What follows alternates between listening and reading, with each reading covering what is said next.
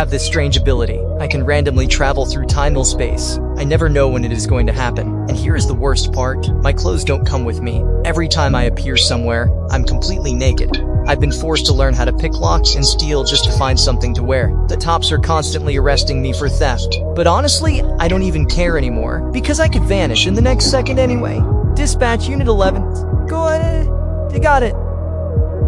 Jesus Christ. This ability has destroyed any chance of a normal life. I didn't want to be seen as some kind of freak, so I took a job as a librarian. If I suddenly disappeared, no one would notice in a huge library like that. I've never dared to make friends. Fear has consumed every single day of my life. Until one day, a complete stranger called out my name. She said she's known me for a very long time. I was completely stunned. She pulled out this thick diary filled with detailed accounts of every time we met. The first time we crossed paths, she was only 6 years old. She was having a picnic by herself on a lawn, and I was hiding naked in some nearby bushes. Without hesitation, she handed me her blanket.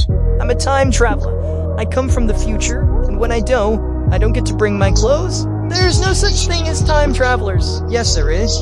In fact, you and I are friends in the future, when you're a lady. Am I pretty? Yes. Prove you're from the future. Well, if you hang around long enough, you may disappear. But you just got here. I'll be back again, lots of times. After that, I kept appearing in her life over and over again until she turned 18, and then I never showed up again. By that time, though, she had fallen deeply in love with me. Now we were finally in the same timeline. She didn't hesitate. She asked me to marry her right then and there. Looking at this girl I'd never met before, my heart was pounding out of my chest. On our wedding day, I took sedatives beforehand. I was desperate not to disappear in the middle of the ceremony, but when I turned around to change into my suit, I vanished anyway. When I reappeared, I was an old man with gray hair at my temples. The guests were completely shocked when they saw me. They all thought it was some kind of special styling choice. Claire looked shocked at first when she saw my white hair. Then suddenly, she broke into a smile of recognition. The wife that old Henry had mentioned when she was a child was her. What the hell? We had married. As night fell, her father invited us to share the first dance, but I had jumped through time again just moments before. I always miss the important moments. Claire realized this was going to be our reality from now on, but she still walked out onto the dance floor anyway, and she knew I would always show up eventually. Howdy, stranger. Sorry I missed the ceremony? Yeah, I didn't.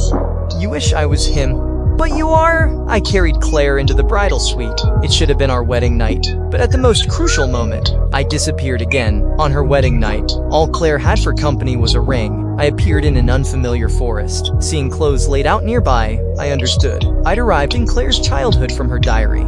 Finally! Claire, who'd you expect? She was worried I'd be hungry, so she prepared a roasted chicken leg for me. She told me her parents had been fighting a lot lately. She was scared they were going to get divorced. To comfort her, I blurted out the truth about the future, that her parents wouldn't divorce. Claire was surprised. I'd never told her anything about the future before. You never told me anything like that before. In that moment, I suddenly realized I might have just changed something.